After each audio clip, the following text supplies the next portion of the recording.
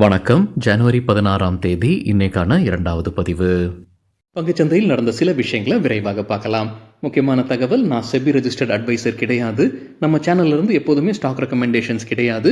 YouTube channel மட்டும் இல்லைங்க, மற்ற சோஷியல் மீடியா பிளாட்ஃபார்மான இன்ஸ்டாகிராம், வாட்ஸ்அப், டெலிகிராம்ல இருந்து கூட நாம ஸ்டாக் ரெக்கமெண்டேஷன்ஸ் வழங்குவதில்லை. மேலும் பணத்தை வாங்கிட்டு எந்த சேவையும் வழங்குவது இல்லை. பல போலியான குரூப் இயங்கிட்டு இருக்கு. தயவு செய்து ஜாகிரதையாக இருங்க. இந்த வீடியோவில் காட்டக்கூடிய அனைத்து கம்பெனிகளும் வெறும் இன்ஃபர்மேஷனல் பர்பஸ்க்காக மட்டுமே முதலீடு செய்யுங்கன்னு சொல்கிற வீடியோ கிடையாது. எந்த ஒரு முதலீட்லையும் ரிஸ்க் இருக்கும். ரிஸ்க் புரியாமல் இன்வெஸ்ட் செய்யாதீங்க. ரிஸ்க் புரியலன்னா தயவு செய்து இன்வெஸ்ட்மெண்ட்டை தவிர்த்துருங்க. நம்ம ருபி டிரைவர் சேனலை ஆதரிக்கிற அனைத்து நல்ல உள்ளங்களுக்கும் நன்றி. நம்ம மார்க்கெட் ஓப்பன் ஆகிறதுக்கு முன்னாடி உலக மார்க்கெட்ஸ் எப்படி இருந்ததுன்னு பார்க்கும்போது நேற்று யூஎஸ் மார்க்கெட் ஸ்ட்ராங்காக க்ரீனில் க்ளோஸ் ஆயிருந்திருக்கு. S&P 500 1.8%, நாஸ்டாக் 2.5% அதிகரித்தது. பெரும்பாலான யூரோப்பியன் மார்க்கெட்ஸ் நேற்று க்ரீனில் தான் க்ளோஸ் ஆகியிருந்தது. இன்றைக்கி நம்ம மார்க்கெட் ஓப்பன் ஆகிறதுக்கு முன்னாடி ஏஷியன் மார்க்கெட்ஸ் எப்படி இருக்குன்னு பார்க்கும்போது பெரும்பாலும் க்ரீனில் தான் ட்ரேட் ஆகிட்டு இருந்தது. கிஃப்ட் நிஃப்டி 0.6% க்ரீனில் ட்ரேட் ஆகிட்டு இருந்தது. நம்ம மார்க்கெட் ஓப்பன் ஆகிறதுக்கு முன்னாடி எடுத்த ஸ்க்ரீன்ஷாட் இது. இந்த வீடியோ சேர தருணத்தில் நம்ம மார்க்கெட் ஓப்பன் ஆகி நிஃப்டி 0.4% க்ரீனில் ட்ரேட் ஆகிட்டு இருக்கு. சில இண்டிவிஜுவல் ஸ்டாக்ஸ் மற்றும் செய்திகள் விரைவாக பார்க்கலாம். மில்கி மிஸ்ட் IPO குறித்தான அப்டேட் மணி கண்ட்ரோல்லேருந்து கிடைத்தது. 2000 கோடி ரூபாய் வரைக்கும் அவங்க ஃபண்ட் ரைசிங் பண்ணுறதுக்கான வாய்ப்புகள் இருக்குன்னு சொல்லியிருக்கிறாங்க. நடப்பு நிதியாண்டு 2025 வருவாய் 2500 கோடி ரூபாய் எட்டுவதற்கான வாய்ப்பு இருக்கு. இயர் ஆன் இயர் 25% அதிகரிக்கும் என்ற எதிர்பார்ப்பு. நெட் ப்ராஃபிட் 65 கோடி ரூபாய் எட்டுவதற்கான வாய்ப்புகள் இருக்குன்னு அதே மணி கண்ட்ரோல் செய்தியில் சொல்லியிருக்கிறாங்க. இஸ்ரேல் மற்றும் ஹமாஸ் போர் நிறுத்த ஒப்பந்தம் அறிவிச்சிருக்கிறாங்கன்னு NDTVயில் அப்டேட் கொடுத்துருக்கிறாங்க.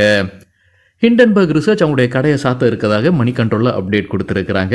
அவங்க அவங்களுடைய கம்பெனியை ஷட் டவுன் பண்ணுவதாக அப்டேட் கொடுத்துருக்காங்க. இன்றைக்கி அதானி குரூப் ஸ்டாக்ஸ் நல்லா பர்ஃபார்ம் பண்ணியிருக்காங்க. அதற்கு முக்கிய காரணம் இதுதான் மணி கண்ட்ரோலையும் அப்டேட் கொடுத்துருக்காங்க. ஹிண்டன்பர்க் ரிசர்ச் சில மாதங்களுக்கு முன்னாடி அதானி மீது நிறைய குற்றச்சாட்டு வைத்திருந்திருக்கிறாங்க. செபியுடைய தலைவர் மீதும் அவங்க குற்றச்சாட்டு வைத்த ஒரு நிறுவனம், அவங்க ஷார்ட் செல்லிங் பண்ணக்கூடிய நிறுவனம், இப்போ அவங்க ஷட் டவுன் பண்ண இருப்பதாக மணி கண்ட்ரோலில் அப்டேட் கொடுத்துருக்காங்க. மத்திய அரசு எலக்ட்ரிக் வெஹிக்கிள்ஸில் பயன்படுத்தக்கூடிய பேட்டரிஸை உள்ளூரில் உற்பத்தி பெருக்குவதற்காக திட்டத்தை அறிவிப்பதற்கான வாய்ப்புகள் இருக்குன்னு மணி கண்ட்ரோலில் அப்டேட் கொடுத்துருக்காங்க. குறிப்பாக சொல்லியிருப்பது, அந்த பேட்டரிஸ்க்கு தேவைப்படக்கூடிய காம்பனன்ட்ஸ் உற்பத்தி செய்வதற்கும் அவங்க புது திட்டத்தை அறிவிப்பதற்கான வாய்ப்பு இருக்குது.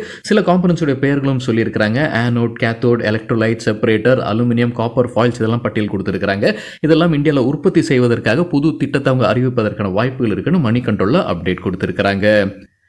ரிலையன்ஸ் கன்சியூமர் ப்ராடக்ட்ஸ் அவங்களுடைய புது ப்ராடக்டான கேம்பகோலாவை கல்ஃப் கண்ட்ரீஸில் அறிமுகம் செய்திருக்கிறாங்க. அடுத்ததாக ஆஃப்ரிக்காவில் அறிமுகம் செய்ய இருப்பதாக பிஸ்னஸ் ஸ்டாண்டர்டில் அப்டேட் கொடுத்துருக்காங்க.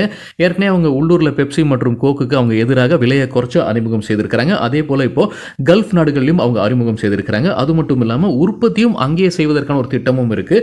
குறிப்பாக UAE, சவுதி அரேபியாவில் உற்பத்தி செய்வதற்கான திட்டமும் ரிலையன்ஸ் கைவசம் இருப்பதாக பிஸ்னஸ் ஸ்டாண்டர்டில் அப்டேட் கொடுத்துருக்காங்க. லார்சன் அண்ட் டியூப்ரோ டெக்னாலஜி சர்வீசஸ்க்கு ஷேர்கான் பை ரேட்டிங் கொடுத்துருக்காங்க. எதிர்பார்க்குற டார்கெட் 6500 ரூபாய். ஒன் மோபிக்விக் சிஸ்டம்ஸ் குறித்து மணி கண்ட்ரோல்லேருந்து கிடைத்த ஒரு தகவல், quant mutual fund small cap fund விற்பனை செய்திருக்கிறாங்க. ஒன் மோபிக்விக் சிஸ்டம்ஸ் உடைய ஷேர்ஸை 6.5 லட்சம் ஈக்விட்டி ஷேர்ஸ், அதாவது 0.84%, ஒரு ஷேர்ல 513 ரூபாய் 57 பைசான்னு டிரான்சாக்ஷனை நடத்தியிருக்கிறாங்க. ரீஃபெக்ஸ் இண்டஸ்ட்ரீஸ் இன்றைக்கி நல்லா பர்ஃபார்ம் பண்ணியிருக்காங்க. இன்ட்ராடேல 5% அப்பர் சர்க்கியூட்டை எட்டியது. கம்பெனி தரப்பு வந்து அப்டேட் இருக்குது. அவங்க ஜென்சால் இன்ஜினியரிங் உடைய கிட்டத்தட்ட 3000 எலக்ட்ரிக் வெஹிக்கிள்ஸை அவங்க டேக் ஓவர் பண்ணுறாங்க. அவங்களுடைய சப்சிடி நிறுவனமான ரீஃபெக்ஸ் கிரீன் மொபிலிட்டி வழியாக. இன்றைக்கி ஜென்சால் இன்ஜினியரிங் நல்லா பர்ஃபார்ம் பண்ணியிருக்காங்க. இன்ட்ராடேல 7% அதிகரித்தது.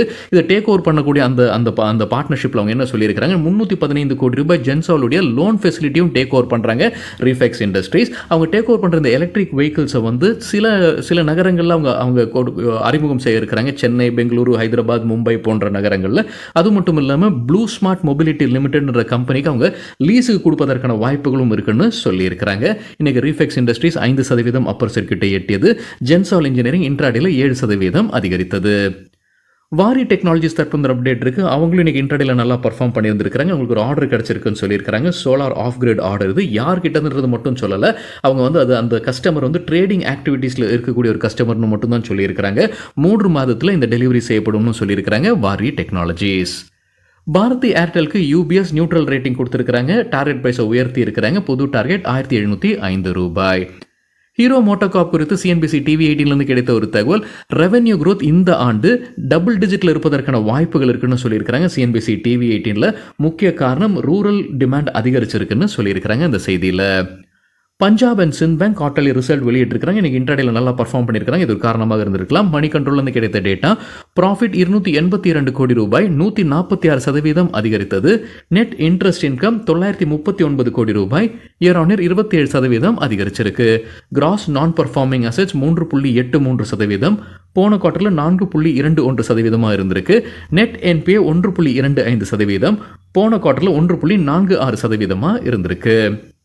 ஜொமேட்டோ குறித்து மணி கண்ட்ரோல்லேருந்து கிடைத்த ஒரு தகவல், சிஎல்எஸ்ஏ அவுட் பர்ஃபார்ம் ரேட்டிங் கொடுத்துருக்காங்க. எதிர்பார்க்குற டார்கெட் 400 ரூபாய், 64% அதிகரிப்பதற்கான வாய்ப்பு இருக்குன்னு சொல்லியிருக்காங்க அந்த மணி கண்ட்ரோல் செய்தியில். எஸ்பிஐ லைஃப் அவங்களுடைய குவார்ட்டர்லி ரிசல்ட்டை ஜனவரி 17ஆம் தேதி வெளியிட இருக்கிறாங்க. அதற்கு முன்னாடி ஒரு முன்னோட்டம் மணி கண்ட்ரோலில் கொடுத்துருக்காங்க. என்ன எதிர்பார்க்கலாம் ரிசல்ட்டில்? ஆனுவல் பிரீமியம் ஈக்குவலண்ட் ஏபிஇ எதிர்பார்ப்பது 6530 கோடி ரூபாய், இயர் ஆன் இயர் 7% அதிகரிப்பதற்கான வாய்ப்பு இருக்கு. Value of new business VNB எதிர்பார்ப்பது 1681 கோடி ரூபாய், இயர் ஆன் இயர் 3% அதிகரிப்பதற்கான வாய்ப்பு இருக்கு. விஎன்பி மார்ஜின் 26.5% இருப்பதற்கான வாய்ப்பு இருக்கு. 90 பேசிஸ் பாயிண்ட்ஸ் குறையும் அப்படின்ற எதிர்பார்ப்பு இயர் ஆன் இயர் கம்பேரிசன்ல. நெட் ப்ராஃபிட் எதிர்பார்ப்பது 400 500 கோடி ரூபாய் இருக்கலாம்னு சொல்லியிருக்காங்க மணி கண்ட்ரோல் செய்தியில். ட்ரெண்ட் டாடா நிறுவனம் அவங்களுக்கு எலாரா செக்யூரிட்டிஸ் பை ரேட்டிங் கொடுத்துருக்காங்க. எதிர்பார்க்குற டார்கெட் 8500 ரூபாய். நேற்று க்ளோசிங்ல இருந்து ஒப்பிட்டு பார்க்கும்போது 33% அதிகரிப்பதற்கான வாய்ப்பு இருக்கு. பிரஜ் இண்டஸ்ட்ரீஸ் இன்னைக்கு நல்லா பர்ஃபார்ம் பண்ணியிருக்காங்க. 7% இன்ட்ராடேல அதிகரிச்சிருக்கு. சிஎன்பிசி டிவி 18 ஒரு அப்டேட் கொடுத்துருக்காங்க. மத்திய அரசு ஒரு முடிவெடுப்பதற்கான வாய்ப்பு இருக்கு. இத்தனால் விலையை உயர்த்துவதற்கான வாய்ப்புகள் இருக்குன்னு சொல்லியிருக்கிறாங்க. பி ஹெவி மொலாசஸ் வழியாக உற்பத்தி செய்யக்கூடிய எத்தனால்ல ₹1.82 ஒரு லிட்டருக்கு உயர்த்துவதற்கான வாய்ப்பு இருக்கு. அதே போல கேன் ஜூஸ்ல இருந்து உற்பத்தி செய்யக்கூடிய எத்தனால ₹1.31 ஒரு லிட்டருக்கு உயர்த்துவதற்கான வாய்ப்பு இருக்கு. சி ஹெவி மொலாசஸ் வழியாக உற்பத்தி செய்யக்கூடிய எத்தனாலுக்கு ₹6.87 ஒரு லிட்டருக்கு உயர்த்துவதற்கான வாய்ப்புகள் இருக்குன்னு சொல்லியிருக்கிறாங்க.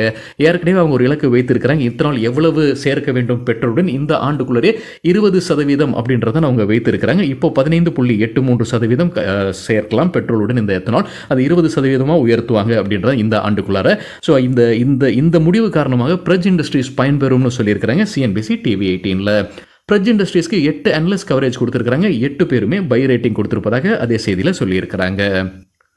பேங்க் ஆஃப் மகாராஷ்டிராவுடைய குவார்ட்டர்லி ரிசல்ட் குறித்து சிலர் கேள்வி கேட்டிருந்தீங்க. மணி கண்ட்ரோல்லேருந்து கிடைத்த தகவல், அவங்க குவார்ட்டர்லி ரிசல்ட் நேற்றே அறிவிச்சிருக்கிறாங்க. கன்சாலிடேட்டட் நெட் ப்ராஃபிட் 1407 கோடி ரூபாய், இயர் ஆன் இயர் 36% அதிகரிச்சிருக்கு. நெட் இன்ட்ரெஸ்ட் இன்கம் 2943 கோடி ரூபாய், இயர் ஆன் இயர் 19% அதிகரிச்சிருக்கு. நெட் நான் பர்ஃபார்மிங் அசெட்ஸ் 0.2%, போன வருடம் இதே குவார்ட்டரில் 0.22% இருந்தது. கிராஸ் என்பிஏ 1.8%, போன வருடம் இதே குவார்ட்டரில் 2.04% இருந்தது. ஸ்டேட் பேங்க் ஆஃப் இந்தியா அவங்களுடைய குவார்ட்டர்லி ரிசல்ட்டை பிப்ரவரி 6ஆம் தேதி வெளியிட இருக்கிறாங்க. பஜாஜ் ஃபின்சர்வ் குறித்து ஆக்சிஸ் செக்யூரிட்டிஸ் என்ன ரேட்டிங் கொடுத்துருக்காங்க? அவங்க பை ரேட்டிங் கொடுத்துருக்காங்க. எதிர்பார்க்குற டார்கெட் 1850 1900 ரூபாய். கொடுத்துருக்கிற கால அளவு அடுத்த 1 to 2 மாதங்கள். டெலிவரி அவங்களுடைய புது சேவையை அறிமுகம் செய்கிறாங்க. ரேபிட் காமர்ஸ் 2 மணி நேரத்துக்கு உள்ளார அவங்க டெலிவரி செய்வதற்கான சேவை இது. சில பிரான்ச்சுடன் ஒரு பார்ட்னர்ஷிப்பில் வராங்க. விரைவாக டெலிவரி செய்வதற்காக இந்த சேவையை அறிமுகம் செய்திருப்பதாக டெலிவரி அப்டேட் கொடுத்துருக்காங்க. முதலாக பெங்களூருல இதை டெஸ்ட் பண்ணியிருக்கிறாங்க. இப்போ வேறு நகரங்களிலும் கொண்டு வர இருப்பதாக சொல்லியிருக்கிறாங்க டெலிவரி. ஆசாத் இன்ஜினியரிங் இன்னைக்கு இன்ட்ராடேல நல்லா பர்ஃபார்ம் பண்ணியிருக்காங்க. 9% அதிகரித்தது. எக்கனாமிக் டைம்ஸில் அதுக்கு காரணம் சொல்லியிருப்பது யூஎஸ்ஏலேருந்து ஒரு ஆர்டர் கிடைச்சிருக்கு. இந்த செய்தி காலையில் வீடியோ நாமளும் பார்த்துருந்தோங்க. 960 கோடி ரூபாய்க்கான ஒரு ஆர்டர் யூஎஸ்ஏலேருந்து கிடைத்தது ஆசாத் இன்ஜினியரிங்க்கு. அதுதான் முக்கிய காரணமாக சொல்லியிருக்காங்க. எக்கனாமிக் டைம்ஸில் இன்னைக்கு இன்ட்ராடேல 9% அதிகரித்ததற்கு.